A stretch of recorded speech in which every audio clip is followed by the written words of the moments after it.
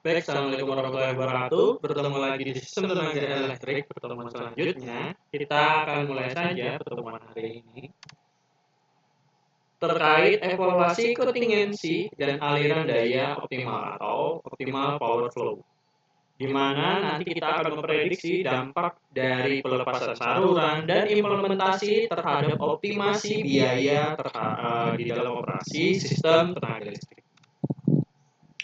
Nah, di dalam keamanan sistem tenaga listrik, bahwa ada satu yang paling penting, yang paling fondasinya di dalam sistem tenaga listrik adalah power system security, di mana ini merupakan fondasi, merupakan landasan, merupakan titik di mana keandalan suplai listrik terhadap konsumen, di mana ia adalah merupakan diambang batas terhadap kondisi apakah mampu sistem tersebut, security tersebut bisa bekerja di bawah kondisi tekanan-tekanan ekstrim. Makanya power system security ini menjadi sistem keamanan atau sistem keandalan dalam sistem tenaga listrik untuk bisa bekerja secara optimal, secara normal, walaupun sistem atau walaupun kondisi di lapangan, walaupun jaringan tersebut ada permasalahan dalam tekanan-tekanan ekstrim atau dalam kondisi-kondisi ekstrim. Sehingga power system security inilah yang menjadi titik pengaman, entah itu konsumen, entah itu sistem pembangkitnya, entah itu salurannya, sehingga menjadi sistem tersebut andal dalam setiap lini, dalam tekanan ekstrim, dalam kondisi mainstream sekalipun. Nah, apa itu security sistem tenaga listrik yang tadi dijelaskan? Kenapa sangat penting, kenapa sangat urgent, kenapa sangat diperlukan keandalan atau core quality tersebut? Itu merupakan kemampuan dalam bertahan. Di mana kemampuan bertahan ini adalah terkait kapasitas sistem jaringan untuk menahan atau untuk menjaga, untuk mengamankan terhadap kejadian gangguan, entah itu kehilangan komponen fisik secara mendadak di dalam jaringan tersebut, atau entah itu gangguan secara istilahnya itu tidak terduga di dalam jaringan tersebut terhadap kondisi ekstrim. Sehingga nantinya jaringan tersebut apakah langsung bisa beradaptasi, apakah bisa bertahan dengan jaringan yang ada terhadap sistem yang misalnya di jalur-jalur lain atau jalur-jalur tertentu tadi terjadi gangguan. Apakah masih bisa bertahan? Makanya security inilah yang menjadi patrol atau pengamanan terhadap jaringan yang ada agar tetap berkondisi normal pada kondisi mainstream gangguan yang ada di jaringan. Selain itu, terhadap operasi normal baru, di mana pada saat kita terjadi gangguan terus kita perbaiki, dan pada saat jaringan yang setelah diperbaiki masuk kembali ke jaringan, itu kan ada fluktuasi manakala pada jaringan yang misalnya normalnya adalah 1 PU, terus terjadi gangguan, terjadi penurunan, dan sistem jaringan listrik pun harus menurun untuk mengkondisikan biar tadi yang hilang tetap bisa diperbaiki dengan aman, tetapi yang sisanya masih beroperasi normal, yang 1 PU-nya menjadi dari standarnya yang tadi ada misalnya 3 jaringan, 2 jaringan tadi, yang 3 jaringan 1 PU, misalnya ini adalah menopang 30%, 40%, 30%, yang 30% terjadi gangguan, yang 40-70% ini harus berkondisi normal, sehingga nanti tegangan yang di lain, tegangan sumbernya harus mengkondisikan 1 PU untuk yang 70%. Terus nanti pada saat ini sudah yang 30% sudah diperbaiki, mereka akan masuk ke jaringan lagi. Bagaimana sistem tenaga juga dari kondisi bertahan mengkondisi kembali ke kondisi normal. Sehingga di mana pada setelah gangguan terjadi, sistem harus mampu beralih ke titik operasi baru, di mana tanpa menuju pemadaman beruntun. Kenapa? Kita tahu tadi pada saat penurunan, pada saat jaringan berlebih, sistem harus bisa beradaptasi seketika terjadi pada saat terjadi gangguan. misalnya suplai dari sumber 100 pada suplai dari beban tadi adalah 30, 40 sama 30. Pada saat tadi adalah di gangguan di 31 jalur, maka 100 ini dari sumber harus turun ke 70 agar menopang yang dua tadi tetap bisa optimal. Terus pada saat yang 30 ini sudah diperbaiki, mereka jaringan juga harus beralih lagi atau meningkatkan suplainya lagi agar menjadi 100 lagi.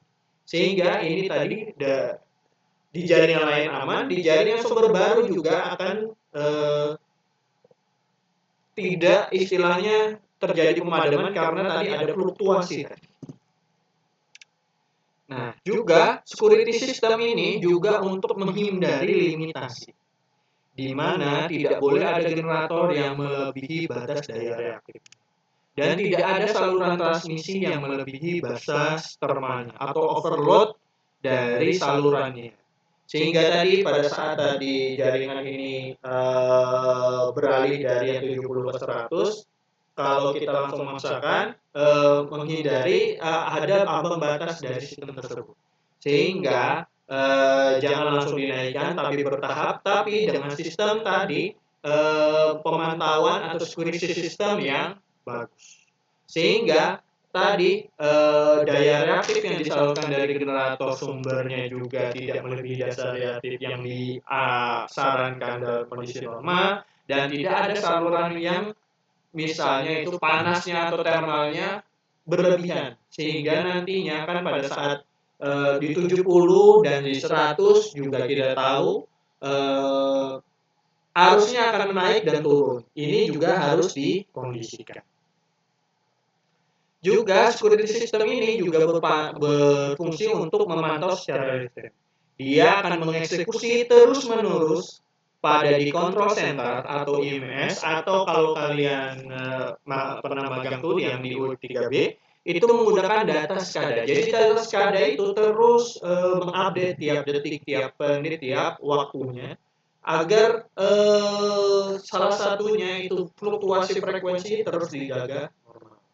Kita tahu apabila tadi adalah terjadi gangguan dan fluktuasinya akan tidak seimbang, akan naik dan turun.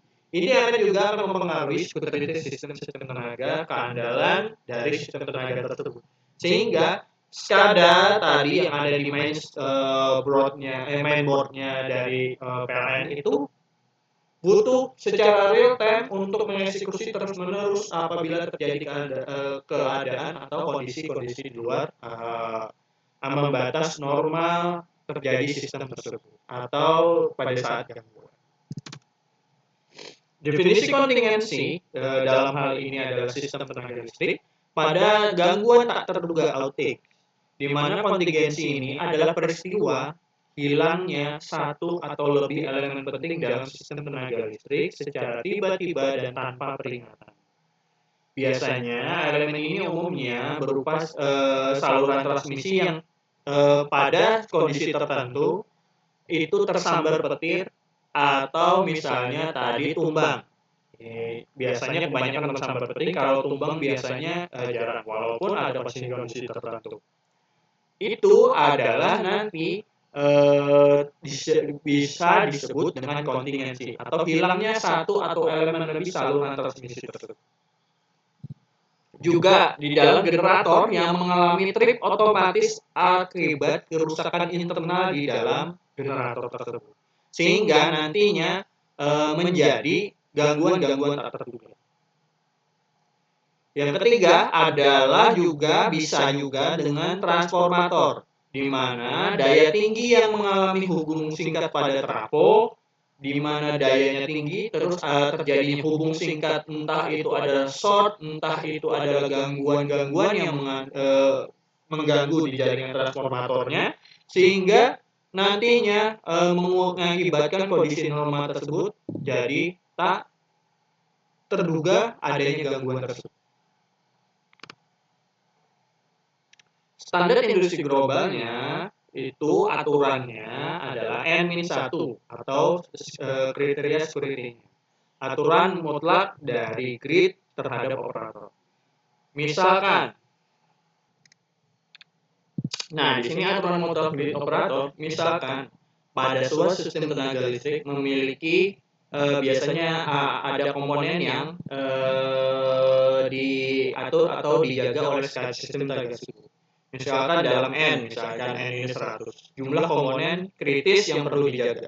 Maka kriteria N-1 ini adalah mengamanatkan bahwa sistem harus tetap aman, stabil, dan menyalurkan beban penuh meskipun ia tiba-tiba kehilangan tepat 100 dikurangi 1 tepat satu komponen terbesarnya kapan saja. Ya, di dalam sistem terkadang sendiri kalau kita lihat ada blok-blok sistem atau dalam kita lihat ada gardu-gardu. Nah, di dalam tersebut itu bisa dibuat dalam satu sistem komponen-komponen besar di mana apabila terjadi dalam komponen tersebut kapanpun beban tersebut komponen tersebut jadi permasalahan walaupun hanya satu yang terjadi, jadi makanya N-1 100 kurang 1 atau 99 misalkan, maka sistem tersebut akan mendistribusikan ke beban tetap aman, stabil, meskipun tiba-tiba kehilangan dari satu komponen penting yang ada di jaringan tersebut.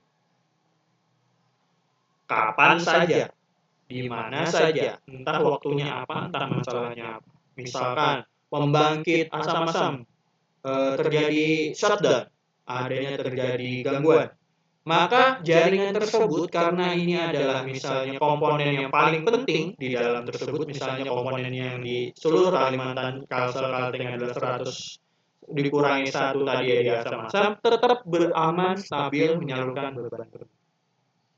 Sekadar ya tentu salah satu pengaturnya dengan operator yang menjadi tindakan mutlak untuk membuat aturan atau mengamankan di jaringan tersebut melalui sistem SCADA. Mengapa kriteria N1 esensial? Kita tahu dalam fundamental power system operation, a secure system is not one that never fail, but one that survive a single massive failure without cascading into a with spear blackout. Sehingga dalam sistem yang benar-benar aman itu tidak hanya satu, tetapi satu tersebut bisa bertahan terhadap gangguan-gangguan yang masif tanpa adanya blackout di sistem-sistem yang lain. Sehingga sangat esensial di dalam ini pada sistem yang benar-benar aman. Oke. Maksudnya di sini adalah sistem itu.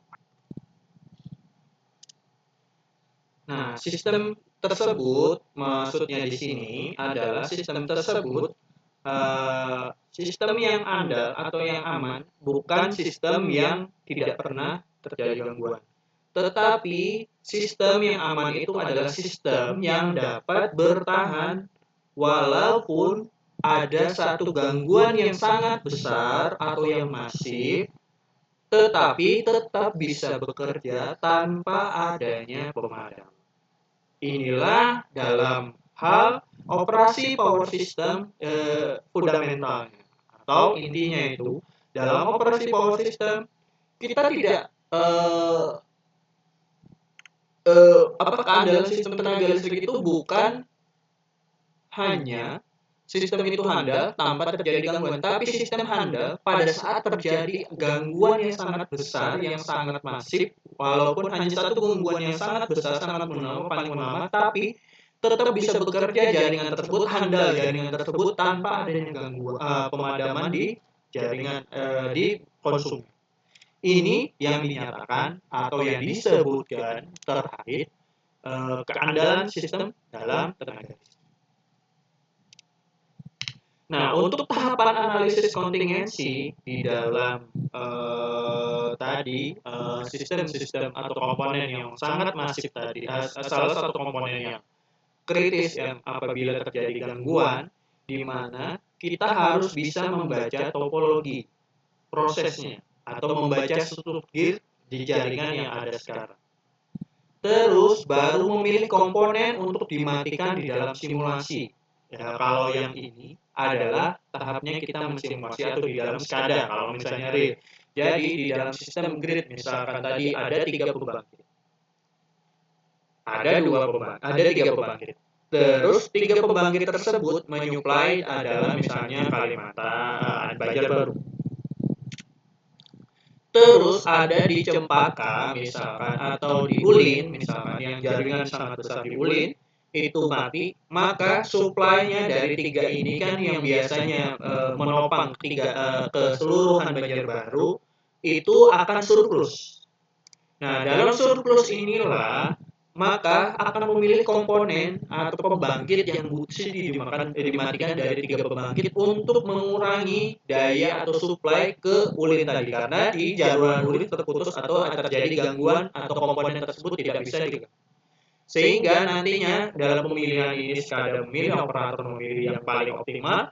Terus ini akan bekerja supaya maksimal untuk mengakomodir selain di ulin. Nanti pada saat di ulin tadi adalah perbaikan, setelah perbaikan selesai 2-3 jam setelah itu selesai, maka nanti sistem grid akan menyalakan lagi yang pembangkit salah satu pembangkit atau pembangkit misalkan pembangkit ketiga yang dimatikan tadi.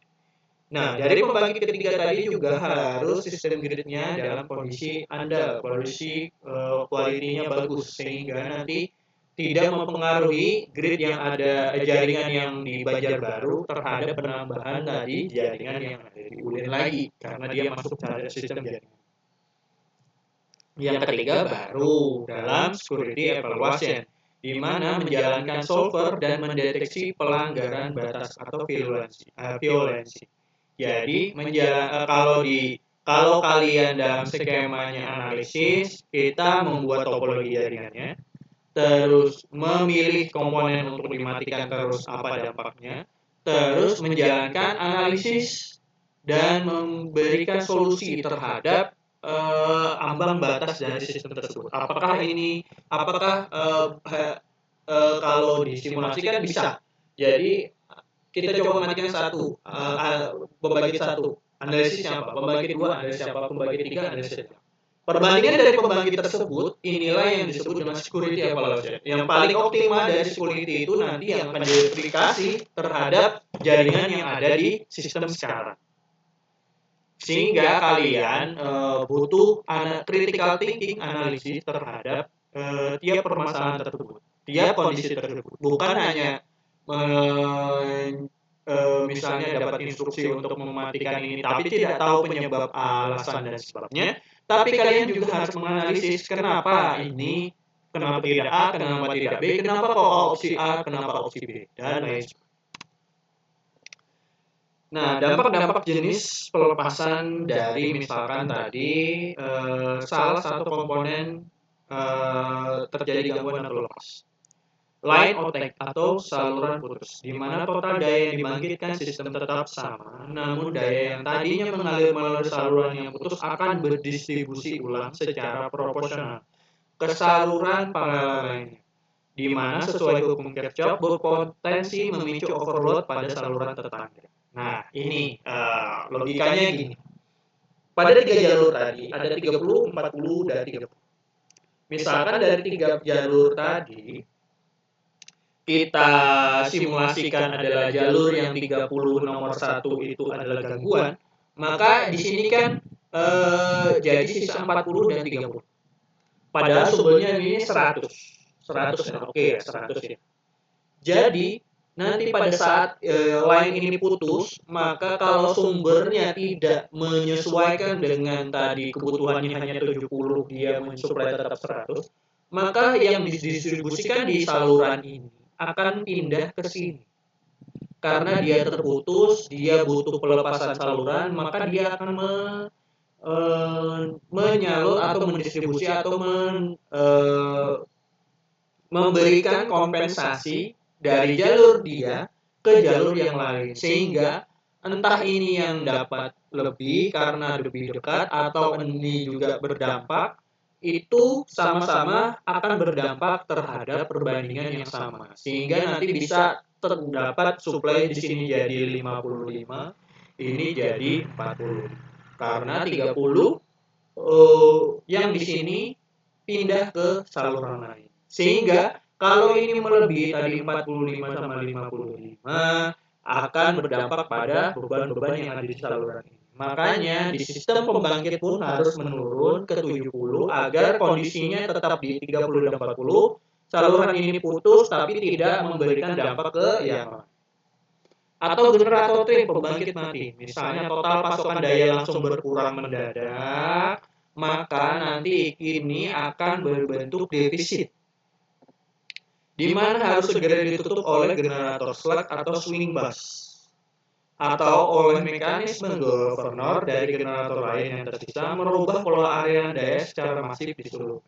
Nah, sehingga misalkan generator trip tadi ada 3 pembangkit, 1 trip, 1 pembangkit, maka kan total pasokan daya yang tadi misalnya adalah 100, hanya bisa mensuplai misalkan 80, atau misalnya 60, atau biar ya 60, misalnya 30, 30, 40, 60.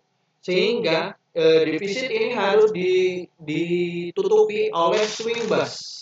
Swing bus itu atau generator slack atau generator yang ada di saluran tersebut untuk mensuplai sisanya. Ada istilahnya cadangan generator tadi. Atau mekanisme governor. Governor itu adalah misalnya salah satunya ada di PLTA, yang biasanya dia ditahan di misalnya buka katupnya hanya separuh atau 3/4 dan lain-lain, itu difulkan agar suplai yang di dua pembangkit ini yang misalkan tadi adalah hanya 60, dua pembangkit bisa mensuplai menjadi tadi 100, jadi ini jadi 50, ini jadi 50, karena tadi misalnya tadi dua pembangkit ini misalnya dua pembangkit menggunakan tadi governor atau PLTA tadi. Sehingga nantinya ini bisa membangkit jadi 50, jadi bisa mensuplai sistem secara menyeluruh. Kita tahu, jadi pembebannya aman, tadi pembangkitnya bermasalah, tapi sistemnya akan tetap mensuplai 100 dengan pola aliran yang berbeda karena yang di generator salah satu generatornya jadi bisa menghandle dari generator tadi pencabangan. Oke, lanjut. Terkait analisis sensitivitas. Nah, kita tahu tadi kan sebelumnya bagaimana permasalahannya, bagaimana tripnya, bagaimana sistemnya itu tersebut terjadi kendala, maka kita akan analisis terhadap sensitivitasnya. Ini akan masuk ke dalam pendekatan matematis untuk mengevaluasi dampak ribuan kontingensi secara instan tanpa perlu menjalankan simulasi aliran daya penuh atau AC load flow secara berulang-ulang. Mengapa menggunakan sensitivitas? Kita tahu beban sistem nyata memiliki 10.000 watt misalkan di dalam saluran. Menjalankan Newton Raphson 10.000 kali per 5 menit sangat mustahil untuk komputer beroperasi. Jadi dalam beban komputasi, kenapa kita menggunakan sensitivitas? Itu misalkan dalam sistem tersebut memiliki jalurnya 10.000. Kita menggunakan metode matematisnya Newton Raphson dalam 10.000 jalur tersebut per 5 menit, maka akan sangat mustahil komputer atau sistem besar-besar tersebut beroperasi maksimal, karena 10.000 per 5 menit dia akan komputernya akan bekerja dengan high stress tinggi. Terus kenapa menggunakan sensitivitas juga pendekatan DC load flow, di mana terhadap analisis sensitivitas menggunakan model DC hanya melihat daya reaktif dan mengabaikan daya losses demi kecepatan dalam pendekatan. Jadi hanya melihat daya aktif tanpa atau mengabaikan daya reaktif atau losses. Untuk tadi kecepatan dalam pendekatan load flow, aliran daya. Terus yang terakhir ada sebagai alat screening, di mana digunakan untuk menyortir secara kasar dari 10.000 skenario tadi saluran dan hanya mengambil 10-20 skenario terburuk paling terburuk untuk dicek kepresisiannya dengan load flow alternating current yang ada di jaringan tersebut. Kenapa begitu? Dari 10.000 dibuat 10-20 yang menggambarkan skenario paling buruk. Kalau skenario paling buruk saja sudah bisa diamankan atau di presisiannya tinggi terhadap load flow yang dijalankan, maka yang istilahnya yang tidak buruk atau yang masih di ambang batas atau masih bisa ditoleran sudah bisa mencakup terhadap kepresisian load flow yang skenario yang ada. Generator shift factor, di mana di dalam analisis sensitivitas itu ada beberapa faktor, yaitu faktor sensitivitas dari generator. Di mana parameter matematisnya menyatakan bahwa ada pun beberapa megawatt perubahan aliran daya pada saluran, atau jika terjadi penambahan daya 1 megawatt pada generator di bus I dan daya diimbangi oleh sink bus, maka nanti rumusannya adalah A sama dengan LI sama dengan delta FL per delta PI.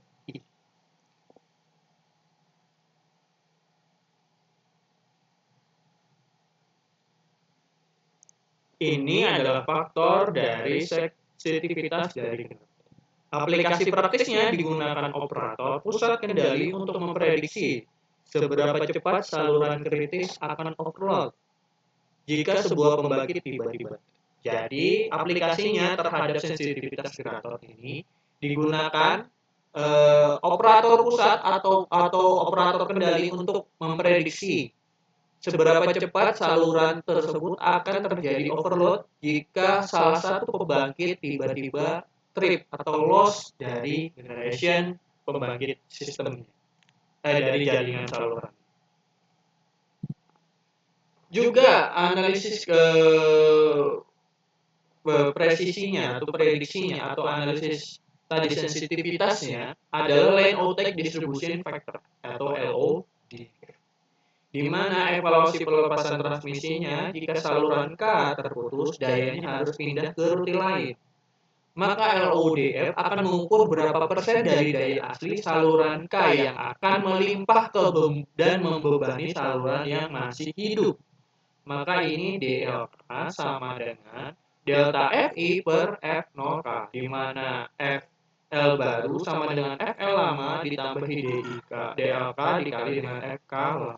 Ini adalah mengevaluasi apabila saluran tersebut lepas dan bagi persentasenya berapa ke jaringan-jaringan. Jadi ada cost terhadap limitasi fluktuasi terhadap skenario analisis beban gangguan yang lepas.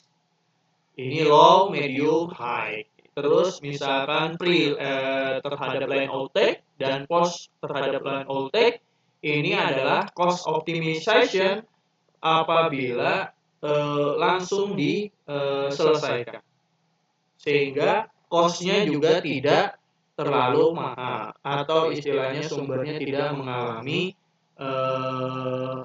gangguan tidak mengalami kerugian yang sangat besar.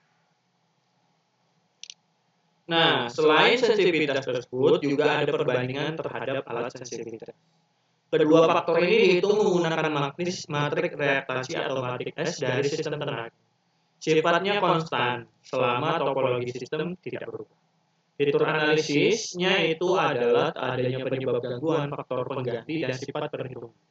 GSF ini adalah generator shift factor dan LODF-nya adalah line outtake distribusi. Penyebab gangguannya misalnya hilang pembangkit, generator akan trip. putusnya kabel transmisi, maka line-nya akan trip. Ini adalah biasanya penyebab gangguannya. Faktor penggantinya biasanya menggunakan, kalau hilangnya pembangkit, menggunakan referensi atau simbus untuk mengambil alih defisit dari hilangnya pembangkit tersebut. Kalau putusnya kabel transmisi, nanti akan saluran transmisi paralel akan berbagi beban. Sifat perhitungannya sangat bergantung pada letak slack busnya di mana. Kalau yang putusnya kabel tadi, akan sifat perhitungannya relatif independen terhadap posisi pembangkitannya, sehingga nantinya semakin jauh sumber beban dari posisi pembangkitannya akan semakin berbeda pula perhitungan atau sensitivitasnya.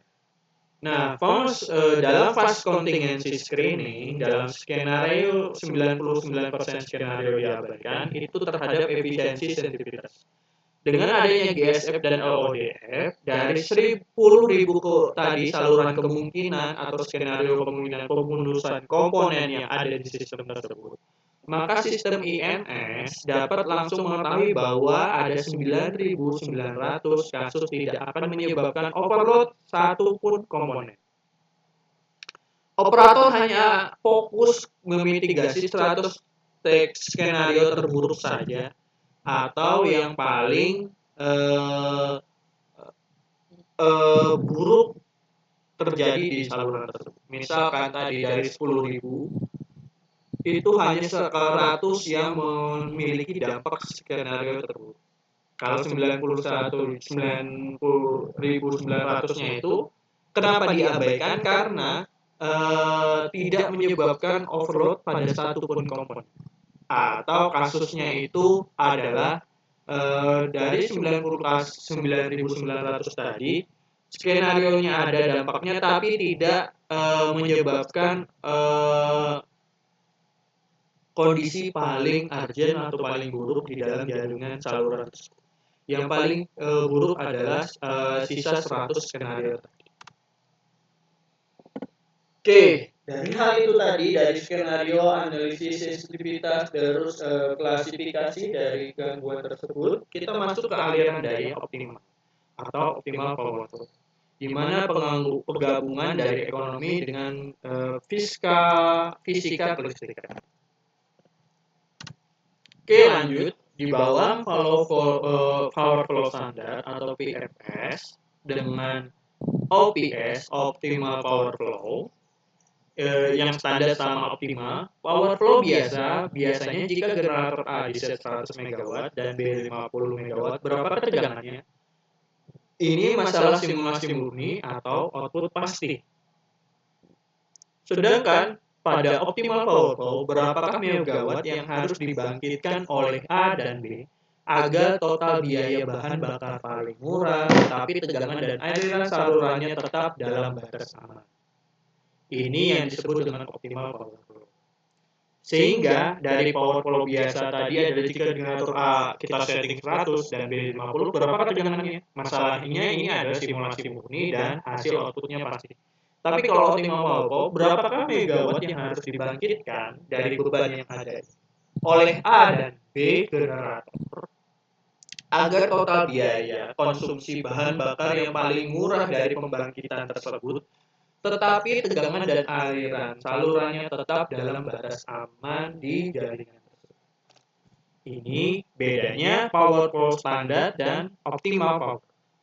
Sehingga optimal power flow adalah masalah optimasi terhadap matematis non-linear kompleks atau non-linear programming. Sehingga ini berdasarkan cost, berdasarkan efisiensi, dan berdasarkan efektivitas dari saluran tersebut. Tujuan dari optimal power flow adalah ekonomi dispatch salah satunya, di mana meminimalisasi total biaya bahan bakar dolar per hari seluruh pembangkit termal yang beroperasi untuk mensuplai beban sistem yang ada terhadap ekonomi. Jadi meminimalisir bahan baku atau bahan bakar pembangkitan. Yang kedua adalah loss minimization, di mana secara alternatif Optimal power flow diset untuk mengatur VAR, tegangan aktif reaktif dalam posisi tab teratur guna maksudnya di sini adalah guna meminimalkan kerugian daya aktif atau I kuadrat R dalam transmisi. Jadi secara optimal power flow sendiri juga untuk mengatur tegangan reaktifnya terhadap posisi tab trafo yang untuk meminimalkan rugi-rugi daya aktif. Yang ketiga juga security maximalization, di mana menggeser operasi generator dari titik termurah menuju ke titik di mana sistem paling kebal terhadap kemungkinan gangguan berat. Jadi sistemnya adalah dalam security-nya itu keamanannya itu adalah menggeser operasi generator pada titik-titik yang mana di zona tersebut sistem yang paling aman, paling kuat terhadap gangguan-gangguan tinggi. Jadi misalnya proteksinya, keamanannya tinggi sehingga pada terjadi gangguan sistem tersebut akan tetap standby. Jadi juga ini tujuan optimalisasi power flow. Formulasinya adalah struktur optimasi standar adalah meminimalkan biaya generasi dalam total F dalam power generation, di mana U adalah variabel kontrol daya generator, X-nya adalah variabel state, tekanan, dan seluruh. Dengan syarat mutlaknya adalah tunduk pada equality constraint, persamaan load flow, dan inner quality constraint, batas limitasi fisik dari peralatan. G sama H. Klasifikasi dari constraint atau batasan, jenisnya ada definisi tekniknya dan bentuk matematik. Pada equality constraint atau kesetaraan adalah keseimbangan daya node dalam hukum Kirchhoff, di mana daya pembangkit harus sama dengan daya beban ditambah dengan losses pada setiap beban. Jadi PG, daya generator dikurangi daya distribusi dikurangi daya flow, daya aliran. Daya yang mengalir sama dengan harus nol, atau daya reaktif dari generator dikurangi daya reaktif distribusi dikurangi daya reaktif pada saat disalurkan sama dengan nol. Atau juga inner quality constraint atau ketidaksetaraan, di mana batas kapasitas gerak generator entah maksimal atau minimal megawatt atau ampere, batas termal kabel arus, tab trafo, dan rentang tegangan operasi, misalkan tadi batasnya adalah 0,95 sampai 1,5. Jadi ini nanti ada PG min, daya generator minimal, dikurang atau sama dengan daya generator terhadap kurang lebih daya generator maksimal. Untuk saluran adalah S line kurang dari S rating maksimal. Mengapa fiskal mampu mengalahkan ekonomi? Jadi di sini dalam kutipannya Wood and Wahlberg, Power Generation Operation Control, optimization without physical constraint is a simple economic exercise. In power system, physics dictate the bone of economy. Jadi optimasi tanpa fisik itu hanya adalah dalam sistem batasan ekonomi. Di dalam power system, fisika itu merupakan inti dari cost ekonomi. Jadi simpelnya adalah di power system hukum fisika lah yang menjadi batasan-batasan ekonomi. Sehingga nantinya bukan hanya optimasi terhadap fisikanya bergantung pada ekonomi saja, terhadap hanya ekonomi saja, tapi di dalam power system fisikal yang mendikte atau yang menjadi catatan atau mengalahkan dari economic system dengan ilmu fisika tersebut. Nah, masuk ke security constraint dalam optimal power flow atau SCOOP, di mana ini adalah tingkatan tertinggi dari analisis sistem tenaga yang sekarang banyak digandrungi atau modern. Apa itu SCOOP? Itu adalah integrasi N-1 ke dalam optimasi biaya, di mana SCOOP tidak hanya mencari titik operasi termurah untuk kondisi garing saat ini, tetapi memastikan titik operasi murah tersebut otomatis bertahan tanpa pelanggaran batas. Jika seandainya salah satu daftar kontingen N1 mendadak terjadi, maka tingkat optimasi nonlinear ini membutuhkan software paling canggih di IMS untuk mengintegrasikan dari mengoptimalisasi sistem tersebut bertahan tanpa tadi melewati ambang batas yang Strateginya adalah preventive scope, di mana mengatur dispatch generator hari ini sedemikian rupa sehingga jika nanti kontingensi terburuk terjadi, sistem akan mampu bertahan dengan sendirinya tanpa perlu tindakan apapun oleh operator. Jadi seperti sedia palung sebelumnya. Lebih aman, tapi biaya bahan bakarnya akan mahal. Itu adalah preventive scope. Atau corrective scope, ialah mengatur dispatch hari ini lebih murah. Namun operator memegang algoritma aksi korektif cepat, misalkan pemindahan pas reserve generator atau fake switching, jika kontingensi sungguh terjadi. Ini nanti akan terhadap biaya lebih murah, tetapi resikonya akan sedikit lebih tinggi. Maka trade-off dari biaya operasi terhadap keamanan adalah constraint optimal power flow, kriteria N-1 dan kriteria individual support strain. Di mana semakin banyak batas kontingensi atau security constraint-nya, kriteria N2-nya, yang harus dipatuhi algoritma, maka semakin OPF terpaksa menggunakan generator yang mahal untuk menghindari overload pada transmisi tertentu. Ini nanti akan menggerek lebih tinggi total biaya operasi yang dibutuhkan. Jadi tadi, kalau kriterianya makin panjang, maka akan semakin mahal juga operasinya, biaya operasinya. Nah, selain itu tadi terhadap operasi sistem, ini ada peran fetch dalam optimal power flow atau flexible access transmission system di dalam optimal power flow. Keunggulan integrasi fetch, di mana adalah active routing, di mana alat fetch seperti Unifield Power Flow Control atau TCSC bertindak seperti katup di pipa listrik, mampu memaksa elektron atau daya berpindah dari kabel yang padat ke kabel yang kosong. Ini jadi merouting atau mengubah aliran jalur. Yang kedua, menekan biaya skop, di mana menyelamatkan generator murah dari pemangkasan yang tadinya terpaksa dilakukan demi menghindari tadi adanya saluran yang bertumpuk atau di arus pada saluran utama. Nah, fake juga berfungsi untuk memitigasi N-1 secara cepat. Jika saluran putus N-1, fake beroperasi dalam milidetik ya.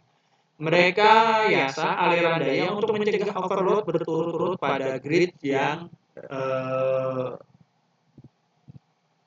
sedang berjalan. Efektivitas fax saat kontingensi atau overload rate adalah beban saluran kritis. Misalnya 80% aman. Saat line 2 trip tanpa fax adalah nanti akan terjadinya 115% violensi atau overload. Saat line 2 trip dengan TCSC, perangkat fax, itu adalah jadi dari beban saluran kritisnya 80% aman, pada saat dengan TCSC 95% diselamatkan. Sehingga simulasi dari jurnal NG Himnogami, fax seperti TCSC meningkatkan impedansi jalur kritis saat N-1, membelokkan arus berlebih melewati jalur rute lain, menjaga saluran utama di bawah rating termalnya adalah 100%.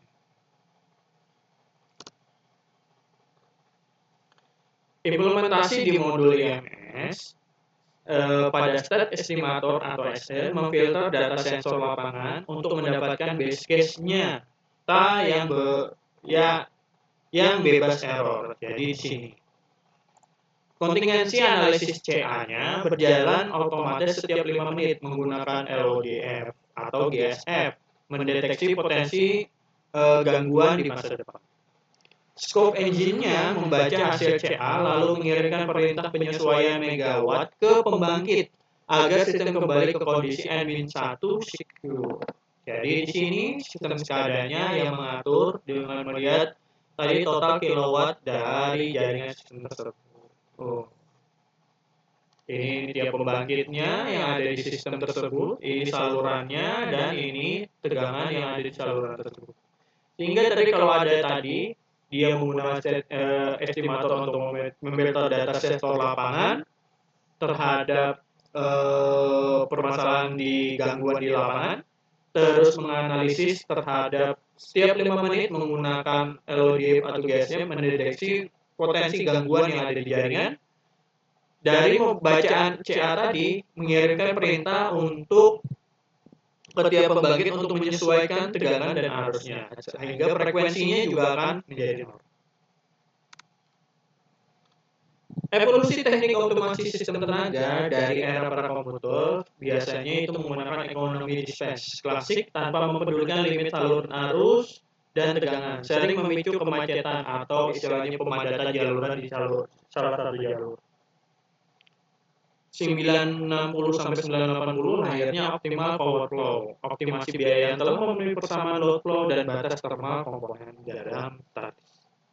Yang sekarang adalah security constant, optimal power flow, dan penambahan variabel kontrol daya aktif FAX terhadap optimasi pintar kebal kontingensi ganda terhadap jaringan yang semakin kompleks.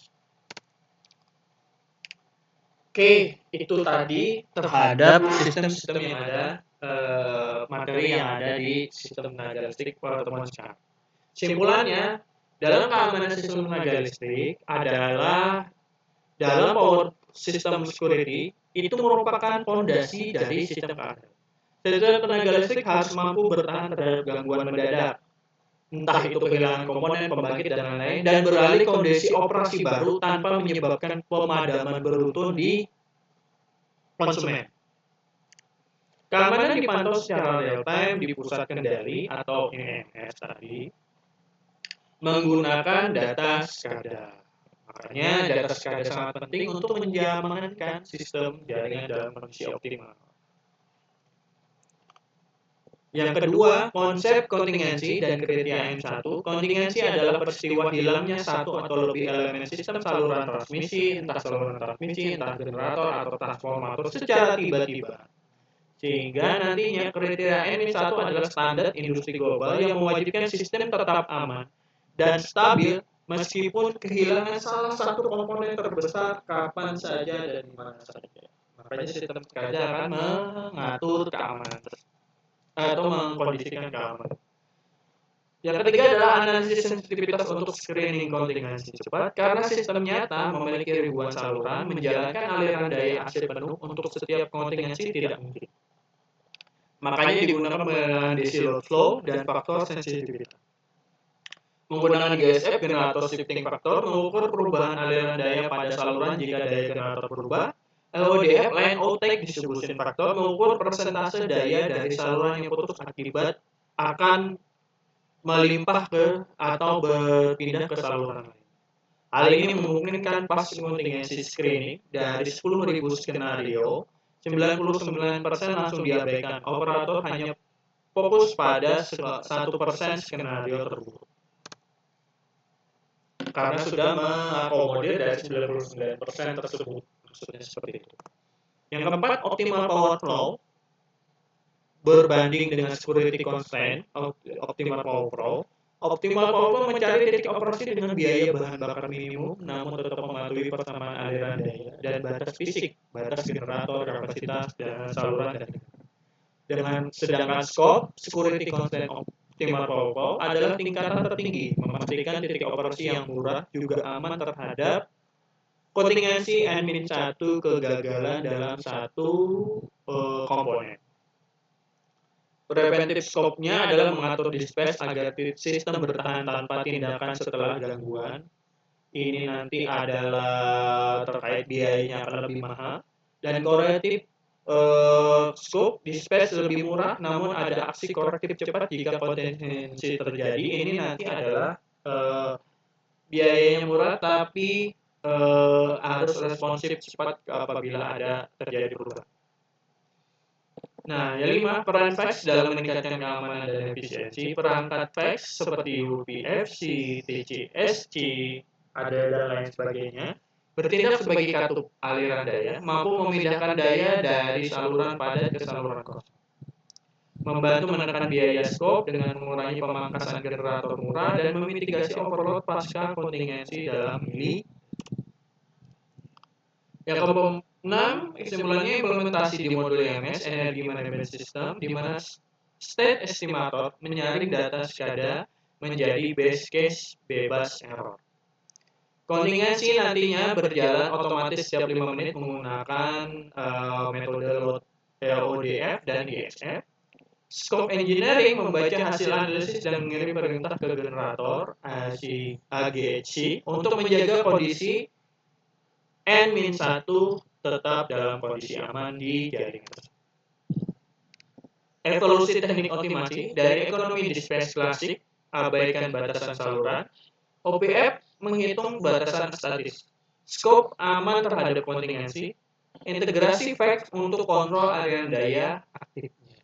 Jadi ini ada evolusi dari ekonomi dispatch biasa, masuk ke OPF, masuk ke scope, baru mengintegrasikan scope ke fax device.